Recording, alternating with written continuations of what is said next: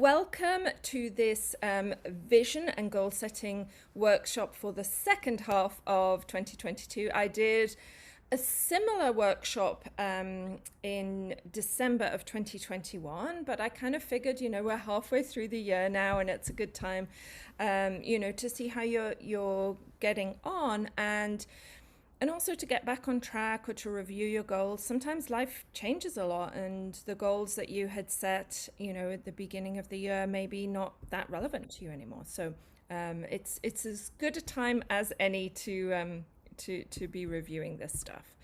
So I really value your precious time, energy, and attention. And so I'd love you to get a good return on investment. So please listen actively, take notes, do the exercises, and commit. If there's something that comes up for you in the call, please commit to taking action so that you leave this webinar with an action plan in place. And if you have questions, please ask them as we go along. If you could restrict questions as we go along to to ones that might be useful for the whole group, that would be great, and we'll have questions at the end also. So who am I and why am I doing this? Some of you know me and have worked with me before, but this is me. I am a physician turned neurotherapist, coach, and my coaching, I'm trained as a coach with Tony Robbins. I'm a strategic intervention coach. I'm a brain health coach, and also a positive intelligence resilience coach. And I also do a lot of training. I'm an author, medical writer, and editor, and course creator. And I love doing all of this work. And I'm really, really passionate about it. I believe that life is short and very precious, and we kind of owe it to ourselves to make the best of it. So I am doing this training today because I believe that we all have a huge untapped potential. And I also believe that the world needs good people, hopefully like all of you today, to optimize your potential and to go out into the world and do good things. And I believe that goal setting can really help you get closer to your full potential. And also I'm doing this because I love this work. I really love coaching and training, and I think goal setting is a really important skill that more people would benefit from knowing. So today is an intro. This may be enough for you, and if it is, that's fantastic. But you might want to go deeper, and as you know, there's always another level. So this training is for you if you would love to live a better life, if you believe you have untapped potential, if you have dreams, aspirations, and goals that up until now have remained elusive, or maybe even you've got a bit of the way, but you're not quite there yet. If you know you could do this work alone, but you'd rather do it with other people, and you are open to new ways of thinking and behaving. This is not for you. I'm just going to put everybody on mute. This is not for you if you are not ready to make any changes right now, if you believe that you are stuck with the life you are currently living and can't change. And there are some people like that who are just, feel that they're inevitably stuck with the life that they're living. It's also not for you if you believe your life is already perfect and you're already perfect. I've never met anybody like that, so I expect none of you raising your hand there. So if you answer yes to any of these questions, then this training is not for you. So a quick intro into goal setting. Those of you who know me know I'm a bit of a nerd, and so whenever I'm doing any training, I kind of like to know the theory behind it. It's not good enough for me just to, understand things superficially. So what is a goal? And this definition comes from the American Psychological Association, and they say that a goal is the end state toward which a human or non-human animal is striving, the purpose of an activity or an endeavor. And setting goals is a really great way to take control of your life's direction. Setting goals gives you focus and helps you make decisions and take actions that bring you closer to achieving your goals and desires and your dreams. So, what about goal setting? Goal setting helps you stay moving forward and making progress. And it's really important for us human beings to feel that we're making progress in our lives. And you can increase your success and fulfillment in your life if you set goals regularly. And I love this description of goals as being like a beacon guiding you towards your destination. And the interesting thing with goal setting is sometimes you don't end up quite where you thought you were going to. And sometimes you discover an even more beautiful destination as you go. Now, the interesting thing is that 45% or more of our everyday activities are habits. So if we want to change our lives, we may need to begin to change some of our habitual behaviors, because if you're not achieving your goals up until now, it's likely that they may be getting in your way. And this is from Steve Linder, who I believe is kind of a master NLP practitioner. And what he says is, most people's lives kind of tick along a line. And this is kind of a homeostatic line that we all return to. And so, we're ticking along, and then something bad happens, and we'll call this pain. And then our life maybe goes down for a little bit. And believe me, I completely understand this. I've had many of those in my life. And you reach a certain point, maybe an aha moment or a turning point where you say, enough, I'm not going to tolerate this anymore. And you make a change. And then you recover. Now, most people end up going back to this homeostasis line, and then they tick along until another thing happens, another bad event happens, and then they go down again. Maybe they get some help, or maybe they decide to make a change, and then they return back to normal. But what Steve Linder said is that people who engage in personal development, which is what this webinar is all about today, when they reach the recovery point, people engaging in personal development go higher. And so they are constantly, even though life is going to continue being a roller coaster, their life is on an upward trajectory, and they are constantly creating a compelling future rather than just coming back to this homeostatic line. And I kind of, that appealed to me as a kind of concept. So what are the benefits of goal setting? Really quickly, they can turn a vague dream into a solid plan. And our brain loves specificity. It doesn't like vagueness. Focusing your time, energy, and your resources can help you improve efficiency and work smarter and not harder. Some of the most successful people in the world are actually a little bit lazy, but they've figured out how to work smarter, not harder. And if you tap into your why of why you want to achieve a goal, your higher sense of purpose, this increases motivation. And goal setting can also help reduce overwhelm by breaking large outcomes into small manageable steps. And a lot of people I work with will often come with like a big project. And then was working with a woman yesterday, and she's like, I'm so overwhelmed by this. It just feels, like it's so huge. I don't even know where to start. And goal setting can help you break it down and focus on one step at a time so that it doesn't feel overwhelming. And goal setting can help create a sense of progress, of success, accomplishment, and fulfillment. And all of these things are actually very essential for our mental well-being. And goal setting can also help identify potential challenges in advance and make a plan to overcome them, because you kind of know that these challenges might occur and you're not surprised by them. And also goal setting can help you, it can prompt you to get support and accountability if you realize I can't do this on my own. So I love this quote from Dolly Parton, who, as well as being an amazing songwriter, is a very wise woman. She said, "We cannot direct the wind, but we can adjust the sails." So a quick mindful moment. What I'd like you to do, if you're comfortable, close your eyes and just take your right hand and place it on the area of your heart. And focus for a moment on your breath. Feel your hand rise and fall as you breathe in and out.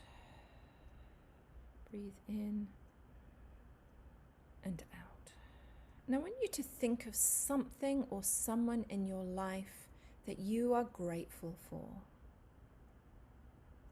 Think about this thing or this person that you are grateful for, and feel that sense of gratitude in your heart, your body, and your mind. And now I want you to think about your life right now. Think about the things that you are grateful for. Think about the things that you love in your life.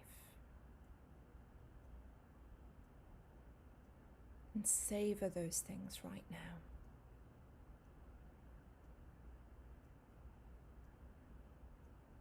And now think about the things in your life that maybe you don't love. Maybe you hate them, or maybe you just dislike them, or maybe you're just a little bit dissatisfied. And think about those things now. Don't feel it too deeply, but just identify what those things are. Now, on the count of 3, open your eyes. 1, 2, 3. So open your eyes, and I want you to really quickly write down what came up for you then. So write down, what are the things that you love in your life right now, and what do you not like? Just take a minute. Don't overthink it. Just get a few things written down.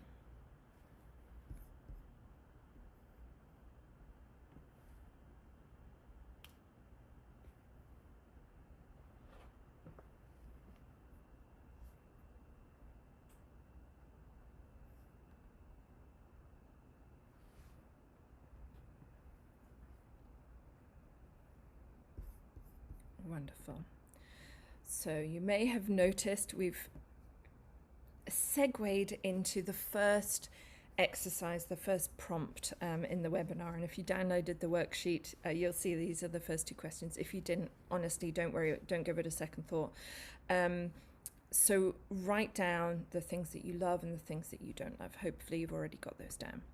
So I want you to think back to the beginning of the year and ask yourself, did I set myself any New Year's resolutions or any goals? And maybe you didn't set them in the new year. And if you didn't, don't worry about it. It's not a problem at all. But if you did, just jot down what they were. So what were the goals and dreams that you had for 2020? And then give yourself an honest score on the progress that you've made. And so a 0 would be, I've made no progress whatsoever. And a 10 would be, I've completed this goal, yay. So give yourself an honest score. And the reason, we do this bit of quick reflection beforehand is, as Tony Robbins, my old boss, used to say, success leaves clues. And I always add to that, and so does failure. So when we look at what's been going on for us before and what progress we're making, it can really help us moving forward. So the next questions are, what is working in your life? What's been helping you achieve any of the goals that you have been achieving? And what's not been working?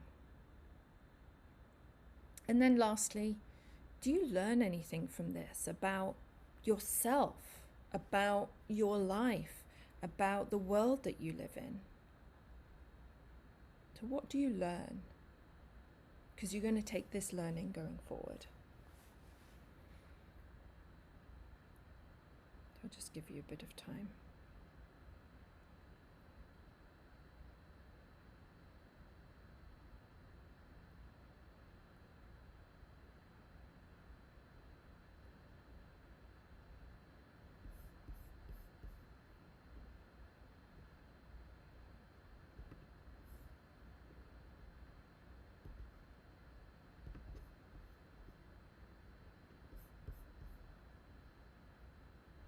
Wonderful. And with any of these exercises, this is fast paced. So if you want to come back and answer these any of these questions any deeper, then please, do that after the call. So having kind of taken a brief look at, what of the 6 months that have just gone, or where what you love about your life right now, the next thing to consider is, in the various areas of your life, where are you now and where do you want to go? So you may have come across, if you've ever done any coaching before, I always say there are as many wheels of life as there are coaches. I believe every coach says, I need to reinvent this. And this is mine. And so, I thought about the different areas of life and broke it down in this way. Many wheels of life are a bit smaller than this. So what I'm going to ask you to do is to think about these areas of your life. If any of them are not relevant to you, just ignore them, okay? So I want you to think about each of these areas of your life and ask yourself, how content am I in this area of my life right now? Or if today's, maybe not a representative day, how happy have I been in the last week or so? And you're going to give it a score out of 10. And so 10 would be completely happy, wouldn't change a thing, and a 0 would be it's dreadful, I would change a thing. And this is what we're going to do with the scores when we have them. So if you see with physical health, the initial score was maybe a 5, and then we were going out to say a 7. So this is how we're going to do this. So for each area of your life, you're going to write down a number. And if you don't have the worksheet printed out, just write these down. So for each area of your life, how content are you now? So give current level of contentment a score, and then where you'd like to get to in the next 3 to 6 months. Any questions? If anybody has any questions, just come off mute. Again, do this quickly. Don't overthink it. And there might be a couple of things that I just need to explain. Spiritual health is, whatever this is for you. It could be religion. It could be, connection with nature. Finances is about your level of comfort rather than dollar amount. Growth is about how you feel like you're growing and progressing as a human being. Contribution is contribution beyond yourself. And environment is everything from the home that you live in to the environment in the world. So I'm going to give us all a couple of minutes to do the wheel.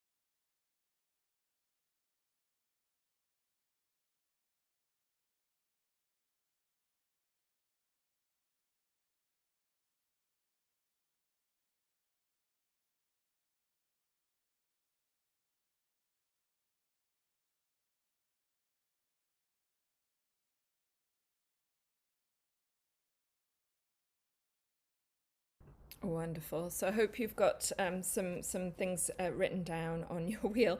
This just popped into my head. I had a client a couple of years ago who I asked him to do the Wheel of Life when he started coaching with me. And he procrastinated about it for about 3 months. And eventually I kind of called him out and I said, what's going on? This is like an exercise that's meant to take 2 or 3 minutes. And he was like, I want to get it right. And, I've been thinking about it a lot. And so I kind of forced him to sit and do this with me.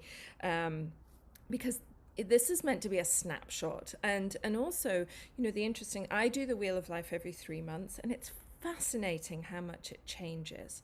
And it's not meant to be a big serious thing. It's just meant to be a quick snapshot. So this is what your wheel is going to look like. Now, interestingly, interpreting your wheel, most people have a slightly irregular wheel. If you look here, there are areas that are pretty low and then areas that are higher.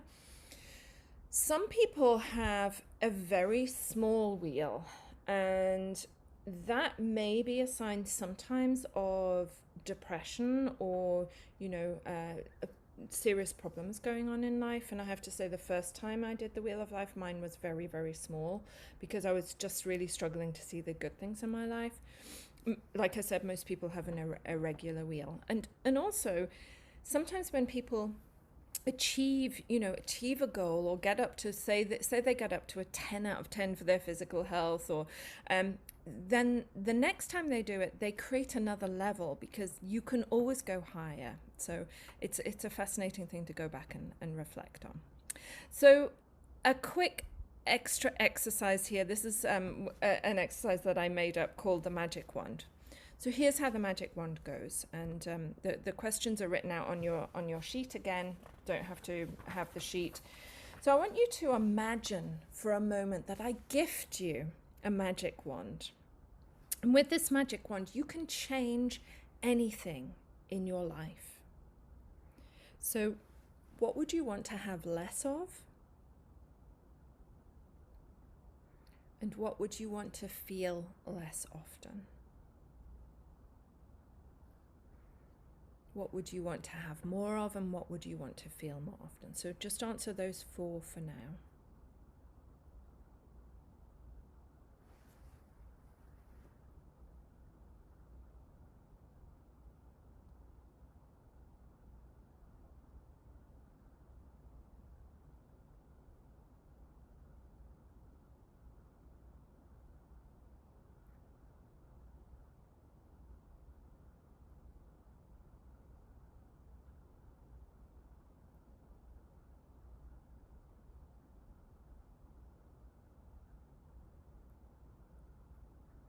Wonderful. So I hope you've got some answers in there. So now looking at those answers and maybe having a look back at your wheel, what would you change in the next 3 to 6 months if you had a magic wand? If you had the power to change things in your life, what would you change?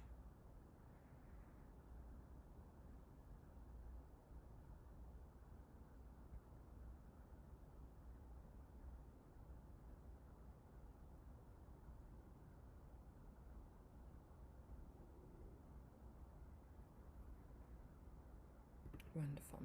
So this is an extra step that we're not really going to go through now, but if you're interested in doing it, lots of people love to do this, is to create a vision board. And a vision board, you basically you can do it digitally or you can do it on paper. When I trained to be a Tony Robbins coach, we all had to do it on a big piece of board, and we all had fun with it. It was funny. Some people took it really seriously. Some people stayed up all night finishing their vision board. But if you're a very visual person, it can really help to have pictures of where you are heading. Susan, I see you've just joined us. I'll send you the recording, but just jump on where we're up to now. So vision boarding is optional. So what about goals? So like I said, I'm a bit of a nerd. I love kind of going into the theory of things.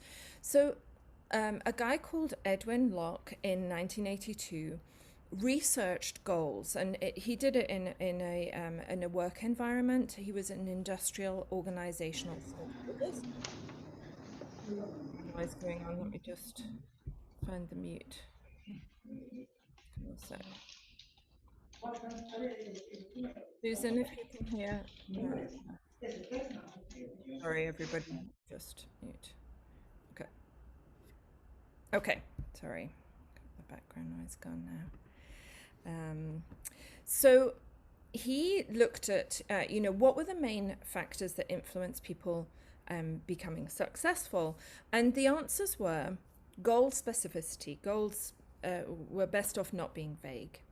Goal difficulty. And what he found here was it needed to be intermediate. You needed a goal that was going to stretch you a little bit, but that wasn't so impossible that you would never achieve it, because people who set very, very difficult goals are usually setting themselves up for failure and, not feeling good about themselves. So what he found was intermediate goals were best.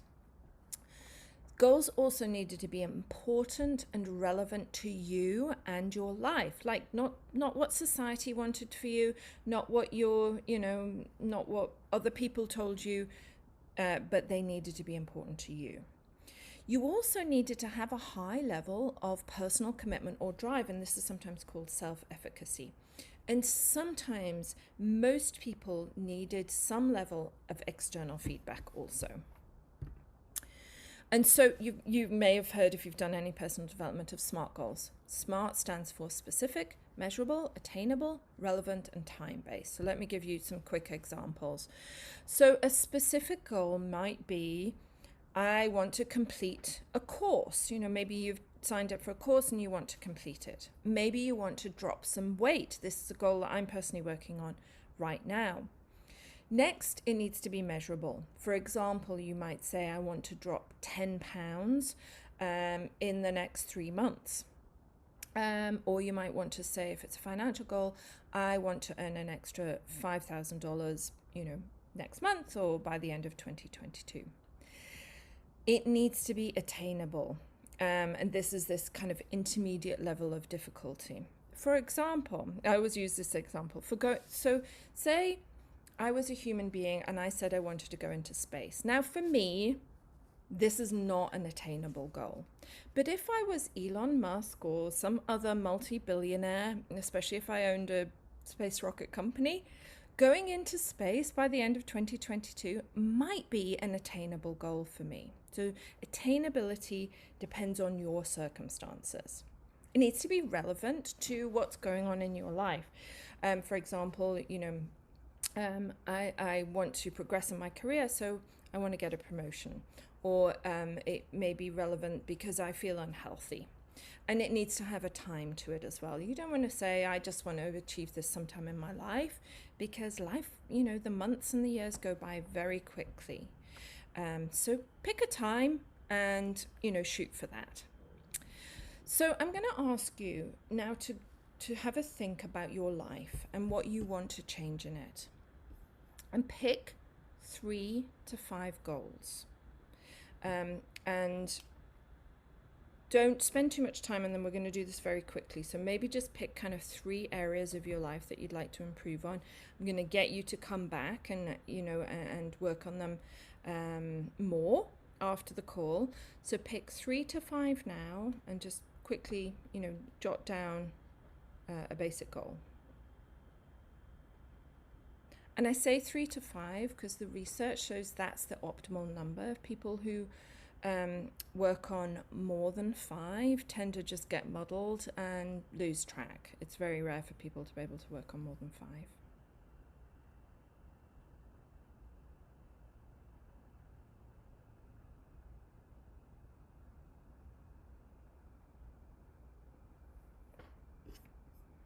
Wonderful. And I'm wondering if you could now pick one. I want you to pick one that you're going to be thinking about for the rest of the call. And if anybody would like to share a goal that they have come up with and you want to pop it in the chat, I can check it out to see whether it's a SMART goal. If anybody's willing to share, pop it in the chat. Incorporate movement into my week. Okay, Pantea, thank you so much for sharing that. Bit of critique on that. I think it's a little bit vague. Like, for example, incorporating movement into my week, would getting out of bed every day be enough for you? I'm suspecting it probably wouldn't. So, you need to have a think about where you're starting. And so you might want to say something that's more specific. Taking a walk every day, or doing, say, 20,000 steps, or 2 miles every day. Excellent. So incorporate 20 days of exercise every day. Wonderful.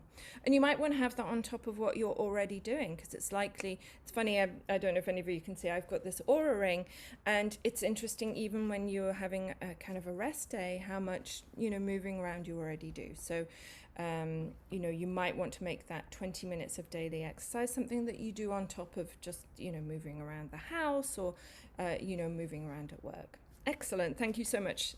Thank you so much for sharing that. And you might want to have, a timetable to that as well, and say, in the next 3 months, I want to incorporate 20 minutes of exercise daily. Thank you so much for sharing. Wonderful. So I hope everybody's got a goal. My next question is, how committed are you? Give it a score out of 10. I love scores out of 10. 10 would be, I am incredibly committed. I'm going to do everything within my power to make this goal happen. So be really honest with yourself here. How committed are you? So write down a score. So if your score is not at a 10, what you need to do next is to ask yourself why. What is the why or the purpose behind this goal? And you may have heard there's a great book called Start with the Why. And I've just blanked on the guy's name, but it's a very famous book called Start with the Why. So in order to be able to increase your level of commitment, you want to figure out why you want to do this. So think about this goal. Simon Sinek, thank you for that. So think about this goal that you have just picked, this one goal, and think about why this is important to you. Think about achieving this goal. Think about getting to the end of 2022 and you're able to tell your friends, your family, you send Coach Leonora a message and you say, I achieved this goal. How would that feel to have made that happen? What would it mean to you to achieve this goal? Who would you become in the process? And is there anybody else in your life that this goal is important to you? Because often a goal is important to us, but it's more meaningful to other people. It's not always that way, but sometimes it's for other people. So have a really good think about why. There's also a really good exercise called 7 Layers Deep, and it asks you to, come up with a why, and then you ask yourself, why do I want to, why is that important to me? And you go 7 layers deep, and there'll be levels where you're like, oh my God, what a stupid question. I can't think of anything else. And then something will pop into your mind. And in those 7 levels, you will find the main reason, the main driver for why. So having thought about your why, your purpose, how committed are you now? Sometimes I do this exercise with clients and it hasn't gone up with doing the purpose exercise. And if that's the case, and if your level of commitment is a 7 or below, I would ask you to question whether you really want to waste your precious time, energy, and attention on this goal. And maybe you need to find a goal that you are more committed to. Because without that commitment, some days are going to be tough, and without that higher level of commitment, you're likely to just give up or get distracted by life. So, having come up with your goal and made it a SMART goal and got that level of commitment, up to hopefully a 7 or above, you're going to get specific about what you need to do. And so we're not going to do this step here because this takes a bit of time, but I would ask you to set a timer and brainstorm without any filter all of the things that you could do to get you from where you are now to achieving this goal. The very first time I did goal setting with a coach, and this was, trying to think, 23 or 24 years ago. And I was trying to decide whether to give up my job as a doctor. Back then, both my kids were really sick, and I didn't know what to do. And so I brainstormed, and I came up, I still have the piece of paper, I came up with 22 possible actions. And some of them, when I was writing them down, I'm like, this is a really stupid thing, but it popped into my mind, so I wrote it down. I actually ended up doing the bottom item on my list because, I thought about it carefully and worked with my coach, and I decided the bottom thing, the last thing I came up with, was the right thing to do. So don't filter, just write all the ideas down, even if they seem a little crazy at first. Some of the crazy ones are crazy and you need to just cross them out, but don't dismiss them immediately. So when you've got this big long list, 20 something things, or it could be 5, it could be 100, whatever it is, prioritize them. Look at these action steps and ask yourself, of these action steps, which are the things that are going to get me closest to my goal quickest? And give these a priority number 1. Prioritizing, I break my rule of a 0 to 10 scale, and I actually use a 1 to 4 scale. So a priority 1 means I absolutely must do this. Priority 2 means I'll get to this, when I've done the priority 1s, but this is an important thing. Priority 3 is I'm really going to try hard to do this when I have a bit of spare time. And a priority 4 is, it doesn't really matter. It's not the end of the world if I don't get to this, but if I'm suddenly blessed with a ton of time and I don't know what to do with it and I'm bored, then, I'll do the priority 4s. Next, you want to consider, what are the external resources that I might benefit from to help me get there? And so external resources are things. Sometimes we need tangible things. Maybe, it's that we need to get an Aura ring, or maybe we need to, buy a notebook, or it could be something simple. It doesn't need to cost much. Maybe there's some things that you need to help you get there.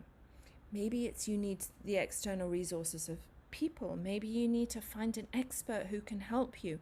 Maybe you need to ask a friend to support you who's maybe lost the weight, or maybe they set up their own business. Maybe you need some information. You need to go and do some research. I'm big on research. Maybe you need some more information before you can achieve your goal. And these external resources are going to help you optimize your internal resources that are going to help you get there. And then set deadlines. It's really, really important that you force yourself to set deadlines. Even if when you get to the deadline you haven't have achieved it, people who set deadlines for themselves are much more likely to be successful than people who are loosey-goosey and they're like, oh, well, I'll do it sometime. So having done this, and again, we're not going to do this now. This is something that you're going to do for homework. Come up with an action list or a task list, prioritize them, write down the resources that you need, a date by which you are going to do it. And then there's a final column to put a big star, to give yourself a smiley face, whatever motivates you when you have done it. And this piece is really important. I used to do neurofeedback therapy. Your brain loves to be told, hey, you just did something good. And it may sound silly. I have had people in their 50s make themselves sticker charts because you need to tell yourself you're doing a good job and give yourself feedback and reward when you do it. So make sure you either cross through the action step or you give yourself a check mark or a smiley face when you have done it. It reinforces the good behavior. So the next step is reviewing progress. Again, I'm teaching you something here that we're not going to do on this call because you're not at this stage yet. So when you get to the stage of the deadline, this is when you're going to review progress. So reviewing progress, you're going to write down what the goal was. Rate your progress. How well did you do? Be really honest with yourself here. nobody else is going to be judging this. What was your progress? What went well? What didn't go well? What did you learn? And you recognize these questions from earlier on. And what would you do differently next time? And redo the plan. And this is the stage at which sometimes you decide, this isn't a goal I want to be working on anymore. And that's absolutely fine. Don't waste your time and energy on a goal that isn't relevant to you or your life anymore. And there's kind of this theory of sunk costs. Sometimes people think, oh, but I've wasted this much time, or I've spent this much money, or, I've done a course on this, so I need to continue. You absolutely don't. If this goal isn't relevant to you anymore, you have my permission, and you should give yourself permission you can quit on a goal. So remember goal setting theory at the beginning? I mentioned external feedback. It's funny. I worked for myself for a long time, and then I went back to being an employee again. And I found that the external feedback and accountability was hugely important to me. I was worried when I went back to work that I wasn't going to be able to work 8 hours a day. I was working in a medical publisher. But the accountability of having to have a meeting with my boss a couple of times a week, of having to tell colleagues where I was up to, of the thought that somebody might walk past the end of my desk, look over my shoulder and see that I wasn't working, totally motivated me. And I realized that I was somebody who needed a huge amount of external accountability. And probably about 10% of people don't have a huge need for this, but they're fairly rare people. They're kind of really highly self-motivated people. But for most of us, we do need some accountability. So getting support and accountability, like I just said, most people need it. If you're one of the lucky ones, then you can kind of switch off a bit here.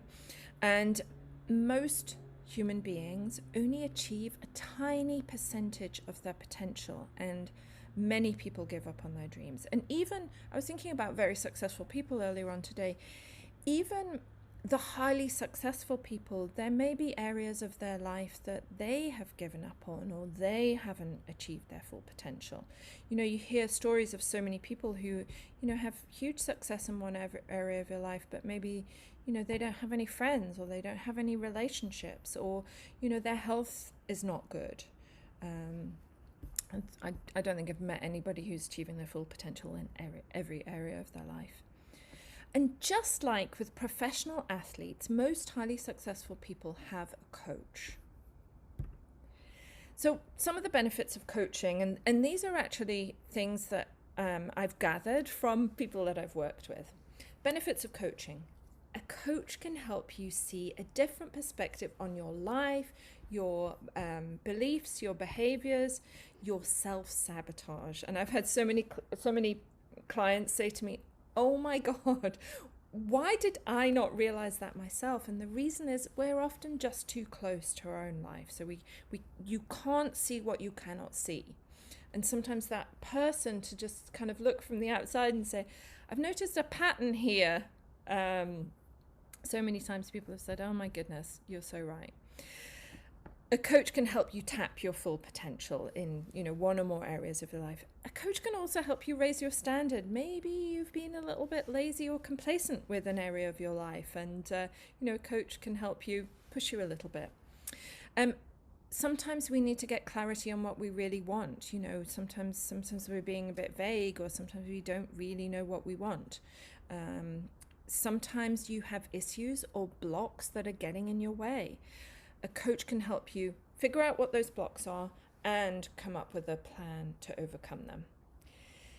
You can uncover a deeper sense of purpose. Like I mentioned, there's a few exercises that you can do with a coach to uncover your deeper sense of purpose. I have a couple of senior executive people that I work with, and probably about once a month we do a whole session on purpose for some of the work that they're doing.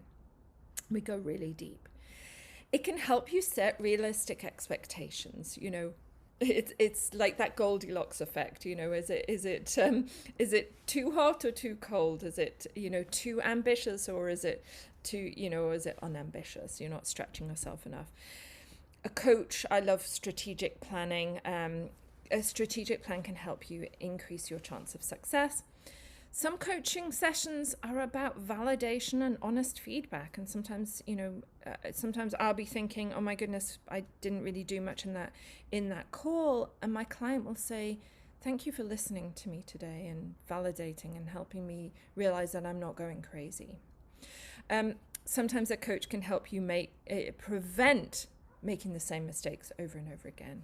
And also, if, with me, you get a lot of neuroscience thrown in. I apologize in advance if you ever work with me. You're going to hear neuroscience in there somewhere because I just love this stuff.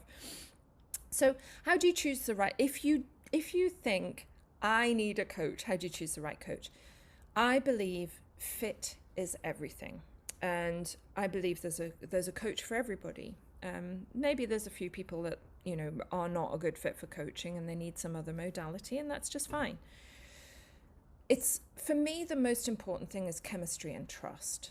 You have to like the person. You have to look forward to talking with them.